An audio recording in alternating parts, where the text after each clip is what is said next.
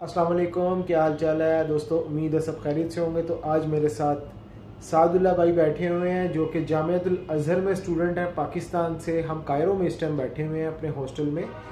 तो हमने आज दो तीन टॉपिक से बात करनी है। नंबर एक कि जामियातुल अज़हर के अंदर कैसे आप आ सकते हो, तालीम कैसे आपको मिलेगी, यानी कि हासिल कैसे कर सकोगे, कौन से स्टूडेंट्स एलिजिबल होंगे, वीज़े पे मेन बात होगी कि वीज़ा आपको किस तरीके से मिलेगा, पाकिस्तान से किस तरीके से वीज़ा लेकर आ सकते हो। अगर आप यहाँ पे आ जाते हो कायरो के अंदर और यहाँ पे विजिट वीज़ा पे अपने वीज़ा को स्टडी परमानेंट पे किस तरीके से तब्दील करवा सकते हो। बहुत सारे स्टूडेंट्स यहाँ पे गलती करते हैं, जिस तरह के भी मैं आया हूँ। मैं यहाँ पे विजिट वीज़ा पे हूँ। जब मैंने अपना प्रोसेस करवाना है स्टडी वीज़ा के अंदर, मुझे तो 1 महीने का वीज़ा मिला। इसको कन्वर्ट करवाते करवाते मैं ओवर स्टे हो जाऊँगा, उसके बाद इलीगल हो जाऊँगा यहाँ पे। तो इलीगल रहने का क्या, हमें यहाँ पे फ़ाइन पे करना पड़ेगा और सारी चीज़ें आज हमने बात करनी है। पाकिस्तान से वीज़े की क्या डॉक्यूमेंटेशन है, किस तरीके से मिलना है, कितने का मिलेगा। जी अस्सलाम वालेकुम सादुल्ला भाई, क्या हाल है। वालेकुम अस्सलाम वरहमतुल्लाहि वबरकातुहू। क्या हाल चाल है, उम्मीद है सब खैरियत है आपकी। जी अल्लाह के शुक्र, फर्स्ट क्लास। अच्छा, तो आप मुझे पहले ये बताएं कितने साल से यहाँ पे कायरो में मुकीम है आप। मैं 2017 से यहाँ कायरो में हूँ। ठीक है। और आप पाकिस्तान से स्कॉलरशिप बेस पे यहाँ पे कायरो में आए हैं। जी बिल्कुल। मुझे सबसे पहले ये चीज़ बताएं, आपने कायरो में ये जामियातुल अज़हर ही क्यों चूज़ किया। आप कहीं और भी तो स्टडी के लिए जा सकते थे, आप कायरो में आए हुए यहाँ पे। अज़हर यूनिवर्सिटी आलम इस्लाम की मशहूर मरूफ और कदीम तरीन यूनिवर्सिटी है। आलम इस्लाम की दूसरी बड़ी यूनिवर्सिटी है, दूसरी कदीम यूनिवर्सिटी है, कदामत के अतबार से दूसरे नंबर पे है। ठीक है। और फिर इसकी जिहाद और इसका मकाम व मर्तबा और जो इसकी हसीन तारीख़ है, जितने बड़े बड़े उलमा, मौर्रिखीन, मुहद्दिसीन, मशाइख यहाँ से निकले हैं, और जो इसका काम है आलम इस्लाम में, ना सिर्फ आलम इस्लाम में बल्कि पूरी दुनिया में अमन व अमान के हवाले से भी जो इनकी कोशिशें हैं, वो एक काबिल तारीफ़ चीज़ है। और हर शख्स ये चाहेगा कि अज़हर में पढ़े। जैसे अगर हम दुनियावी तालीम की बात करें तो यूरोप की तरफ हमारी तवज्जो जाती है, तो मिस्र एक इल्म का मरकज़ है, और उस इल्म के मरकज़ का नाम जिसमें हम सब कुछ पढ़ते हैं वो अज़हर शरीफ है। जी मुझे पता चला था कि बहुत बहुत बड़ी अजीम शख्सियात इस अज़हर से पढ़ के निकली हैं। अगर बात करें इलामा जलालुद्दीन सयूती। जी बिल्कुल। और उसके बाद इमाम गज़ाली हो गए, जलालुद्दीन सयूती हो गए, बदरुद्दीन आइनी हो गए, और इसके अलावा भी काफ़ी लोग हैं। हाँ ओके, इमाम गज़ाली भी यहाँ से पढ़ के निकले। जी बिल्कुल। और इमाम शाफी के बारे में आता, वो यहाँ पे पढ़े थे? नहीं, इमाम शाफी का दौर पहले था, अज़हर का दौर बाद में। अच्छा अच्छा। उसके अलावा भी बहुत सारे यहाँ पे मुहद्दिसीन उलमा वगैरह यहाँ से, इमाम हजर अल अस्कलानी भी शायद पढ़े हुए। जी, वो भी यहाँ से पढ़ के निकले हैं। तो ये एक बड़ी कदामत के लिहाज से और बड़े बड़े बुजुर्ग उलमा, सूफिया, शयूख यहाँ से पढ़ के निकले हैं। तो ये उनकी एक हिस्ट्री है। जी बिल्कुल। तो इसलिए मोस्टली लोग यहाँ पे आते हैं। आज भी अगर देखा जाए तो इल्म का ये गढ़ माना जाता है। बिल्कुल ऐसे ही है, किबलतुल इल्म कहा जाता है इसको। किबलतुल इल्म कहा जाता है। जी। अच्छा, अब मुझे एक चीज़ बताएं, आपने स्कॉलरशिप किस तरीके से पाकिस्तान से ली थी। पाकिस्तानी स्टूडेंट्स नहीं जानते, मैं बेसिकली ऐसे तलबा जो कि दीनी स्टडी चाह रहे हैं और जो हाफिज़ कुरान है या फिर उलमा हैं, वो हमारे ज़्यादातर ऐसे ही होते हैं ना कि जब मदारिस से पढ़ लेते हैं तो किसी मदरसे में या फिर मसाजिद में लग जाते हैं। तो उनको स्टडी के लिए मैं चाहता हूँ कि वो कायरो में, यहाँ पे अज़हर में आएँ, या फिर हमारे कुछ हुफ़्ज़ा के अलावा भी जो दीन से लगाव रखते हैं उनको भी चाहिए यहाँ पे आके स्टडी करें। यहाँ पे कौन कौन से सब्जेक्ट हैं और किस तरीके से आपने स्कॉलरशिप ली ताकि बाकी भी ले सकें। अगर आप इस्लामी उलूम की बात करते हैं तो बेसिकली तो बुनियादी तौर पे अज़हर शरीफ उलूम इस्लामिया में ही जाना जाता है। ओके। लेकिन अब जदीद दौर में मिस्र के आज़ाद होने के बाद जब इसकी डेवलपमेंट हुई है, इसकी दोबारा इसको क्या कहते हैं उसको मुनज़्ज़म किया गया है, तो इसमें तकरीबन 30 से ज़्यादा शोबा जाते दीनी और दुनियावी उलूम के। अच्छा। इसमें आप इंजीनियरिंग का शोबा, मेडिकल का शोबा, और उसके अलावा दीगर फ़नून जो है, एग्रीकल्चर का डिपार्टमेंट है, ह्यूमैनिटीज़ का है, होम साइंसेस का है, काफ़ी चीज़ों के डिपार्टमेंट्स अब बन चुके हैं। ठीक है। अब मुझे बताएं कि आपने स्कॉलरशिप किस तरह ली थी, या पाकिस्तानी स्टूडेंट्स अगर आ सकते हैं स्कॉलरशिप पे किस तरीके से आ सकते हैं, वीज़ा कैसे ले सकते हैं। सिर्फ पाकिस्तान में ही नहीं, तकरीबन दुनिया के बेशतर ममालिक में अज़हर यूनिवर्सिटी स्कॉलरशिप भेजती है। जिसमें मुल्क के मुख्तलिफ ममालिक की मुख्तलिफ तादाद होती है। हर साल ये स्कॉलरशिप ऑफ़र करती है, और ये या जिन ममालिक में अज़हर के अपने इदारे हैं वहाँ, और जिनमें अपने इदारे नहीं हैं तो वहाँ इजिप्शियन एम्बेसी के थ्रू ये स्कॉलरशिप्स डिस्ट्रीब्यूट होती है। ओके। पाकिस्तान में इसको कल्चरल एक्सचेंज प्रोग्राम का नाम दिया जाता है, जो बेसिकली तो इजिप्शियन एम्बेसी इसको इस्लामाबाद वो हैंडल करता है, लेकिन इस साल से पहले तक, पिछले साल तक ये मुख्तलिफ मिनिस्ट्रीज़ को दी जाती थी, और वो मिनिस्ट्रीज़ आगे एजुकेशन के हवाले से जो मारूफ इदारे थे या जिन इदारों की अज़हर यूनिवर्सिटी के साथ एफिलिएशन है तो उनको प्रेफर किया जाता था यहाँ स्कॉलरशिप के लिए। तकरीबन औसतन हर साल 30 स्कॉलरशिप जो है वो पाकिस्तान में मिलती है। ओके, ठीक है। अब 30 स्कॉलरशिप्स निकली हैं तो इसका क्राइटेरिया क्या होगा? हर बंदा एलिजिबल है या फिर कोई मखसूस क्राइटेरिया होगा? बदकिस्मती से बहुत कम लोग इसके लिए अप्लाई करते हैं। क्राइटेरिया तो उसका बेसिक जो है अरबिक लैंग्वेज और उलूम दीनिया बेसिक्स का होना ज़रूरी है, लेकिन जिस एतबार से फिर अगर आप स्कॉलरशिप के लिए सेलेक्ट होते हैं तो वो एम्बेसी बिलूम पहले टेस्ट वगैरह लेती है, आपके डॉक्यूमेंट देखती है, तो उस डॉक्यूमेंट्स के एतबार से फिर आपको वो प्रेफर करती है, आपकी क्लियरेंस करती है। ठीक है। एक चीज़ बताइए, जो आपको वीज़ा मिला था यहाँ से आप इस्लामाबाद से वीज़ा लेकर आए हो कि यहाँ पे आके वीज़ा लगा, और कितनी देर का ये आपको वीज़ा मिला था? पहला वीज़ा हमें इस्लामाबाद से इजिप्शियन एम्बेसी से लगता है। सबसे पहले जब किसी मिनिस्ट्री के थ्रू स्कॉलरशिप मुख्तलिफ इदारों में बताई जाती हैं, वैसे तो HEC की वेबसाइट पे अवेलेबल होती हैं ये, तो उसके बाद जो उम्मीदवार होते हैं वो अप्लाई करते हैं, और अप्लाई करने के बाद जो है उनका एक फॉर्म होता है और जो डॉक्यूमेंट्स होते हैं वो इजिप्शियन एम्बेसी की वेबसाइट पे भेजे जाते हैं। वहाँ से फिर उनका रिप्लाई आता है, अगर वो आपके डॉक्यूमेंट्स एक्सेप्ट हो जाए तो फिर फर्दर प्रोसेस होता है वीज़े का। ठीक है। और वीज़ा कितनी देर का ही आपको मिलता है? वीज़े के लिए आपको वैसे तो बिलोमूम जो है, अगर स्कॉलरशिप आपकी एक्सेप्ट हो जाए और आप उसके थ्रू आएँ तो तकरीबन 60 दिन या 90 दिन का वीज़ा मिलता है, 2 माह या 3 माह का। ओके।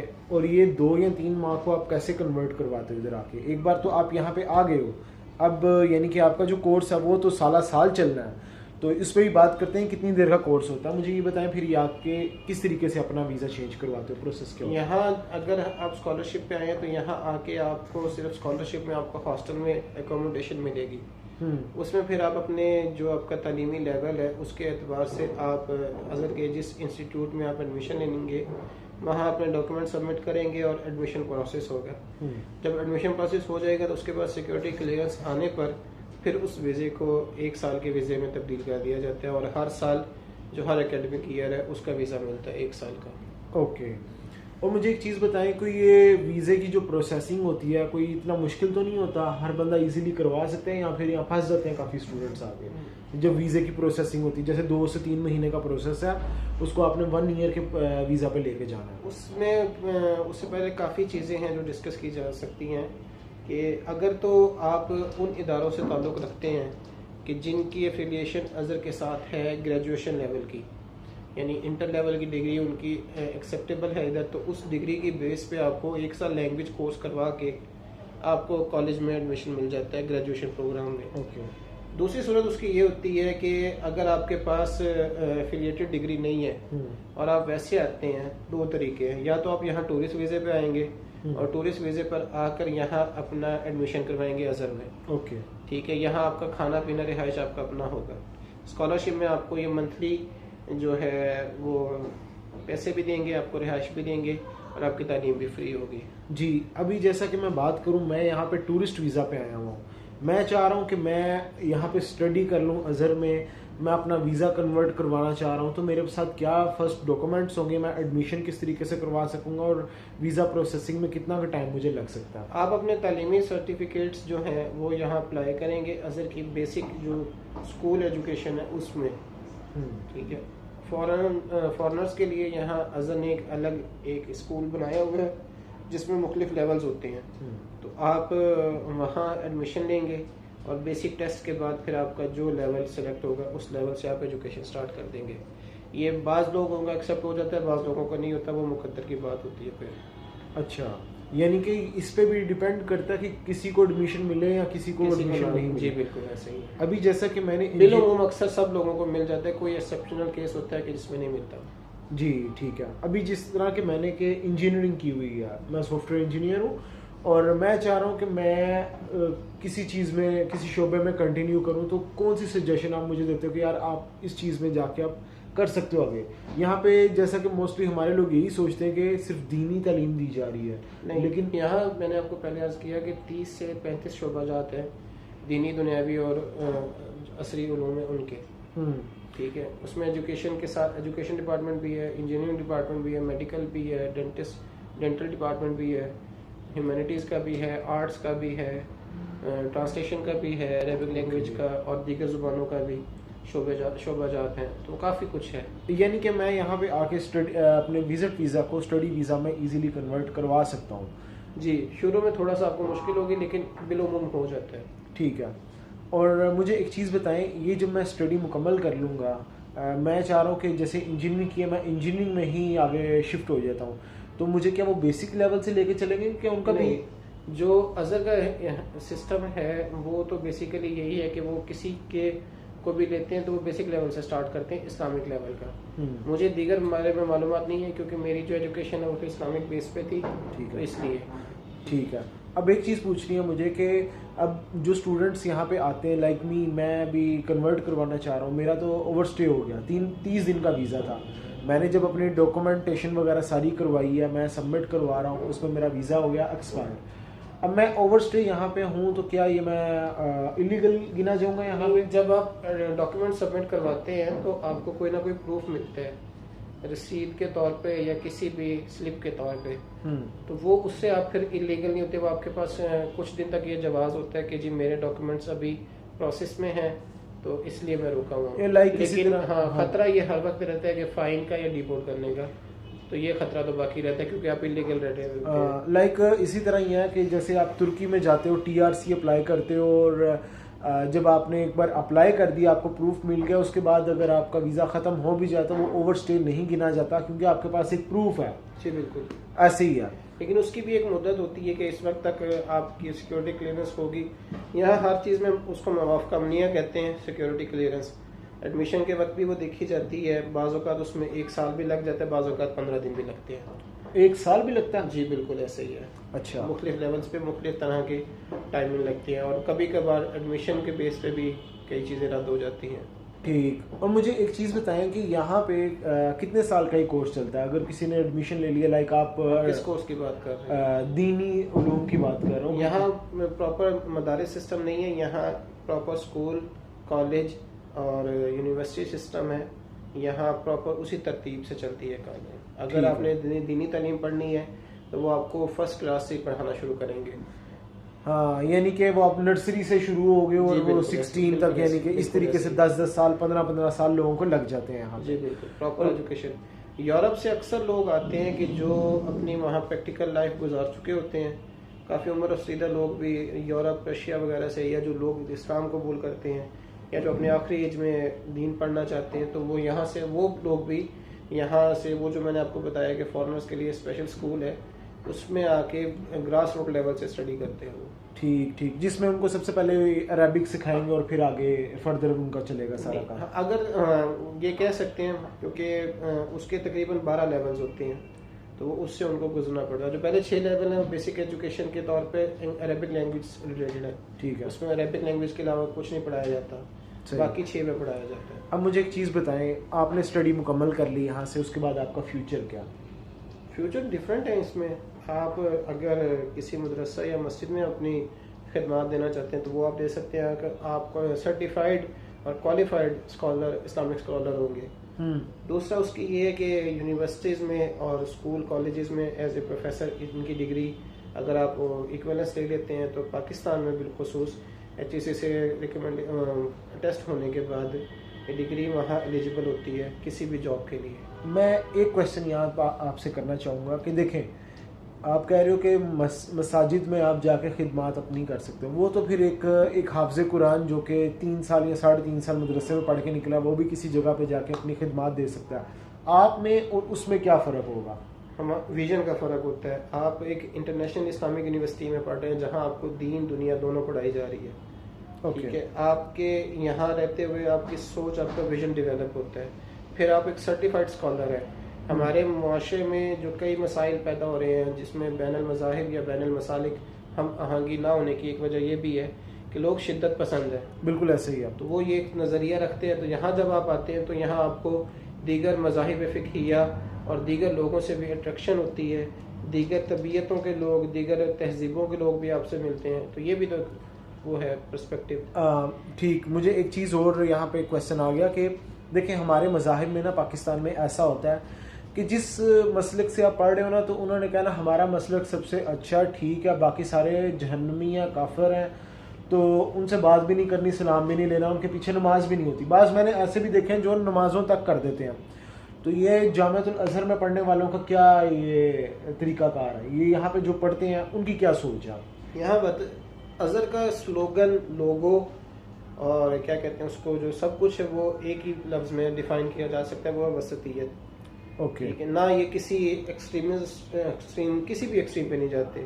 ओके, ठीक है, ना इंतहाई आज़ाद लिबरल हो जाते हैं और ना इंतहाई मुतशद्दिद हो जाते हैं, एक्सट्रीमिस्ट हो जाते हैं। ये वसतियत के कायल हैं, यानी कि जो असल इस्लाम है उसकी तरफ ही आपको लेकर आते हैं। ठीक है, यानी कि ऐसे जो स्टूडेंट्स जो कि पाकिस्तान में देख रहे हैं, अगर आप आना चाहो आप HEC की वेबसाइट पे जाओ। HEC की वेबसाइट पे हर साल 30 से 35 सीट्स आती हैं, वहाँ से आप फ्री, ये आपका टोटल फ्री हुआ था काम? नहीं, उसमें कुछ प्रोसेस लगता है। वीज़ा ट्रॉनिक्स एक सर्विस है TCS की, उनके थ्रू आपको जब आपका एम्बेसी से अप्रूवल आ जाता है तो उसके बाद जो वीज़ा फॉर्मेलिटीज़ हैं वो वीज़ा ट्रॉनिक्स के थ्रू आपको अप्लाई करना पड़ती हैं। उसकी तकरीबन वो कुरियर फ़ीस कह लें या वीज़ा फ़ीस कह लें, बेसिकली तो वो कुरियर फ़ीस कहते हैं। तो हम 2-3 साल पहले 6 से 6,500 रुपये लगा था, आपका नहीं पता। यानी कि वही अगर आप कभी देखें तो 15,000 हो गया होगा तकरीबन। तो ये जो वीज़ा कोरियर ये कोई इतना मुश्किल काम नहीं है? नहीं, यहाँ आप डॉक्यूमेंट्स जाते हैं, हाँ, बशर्ते आपके पास आपके अप्रूवल जो है, आपका एम्बेसी का लेटर हो कि जी मेरा नाम लिस्ट में आ गया है, तो फिर वो एक्सेप्ट करते हैं, अदरवाइज वो एक्सेप्ट नहीं करते। हाँ, अगर आपने फिर भी वीज़ा अप्लाई करना है तो फिर आप as a tourist visa apply करेंगे। सही। मुझे यहाँ पे बस एक सिंपल सी चीज़ बता दें, मैंने ऑनलाइन HEC की वेबसाइट से जाके अप्लाई किया, मुझे एडमिशन मिल गया यूनिवर्सिटी के अंदर। अब मैं जो वो पेपर होगा वो अप्लाई करूँगा एम्बेसी में जाके।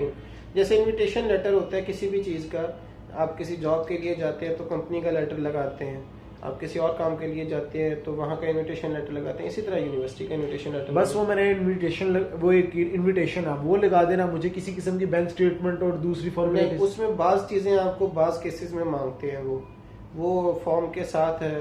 अब वक्त के साथ साथ रिक्वायरमेंट्स चेंज होती रहती हैं, लेकिन बेसिकली स्टडी वीज़े के लिए मेरा नहीं ख्याल कि कोई रिक्वायरमेंट हमसे ली गई थी।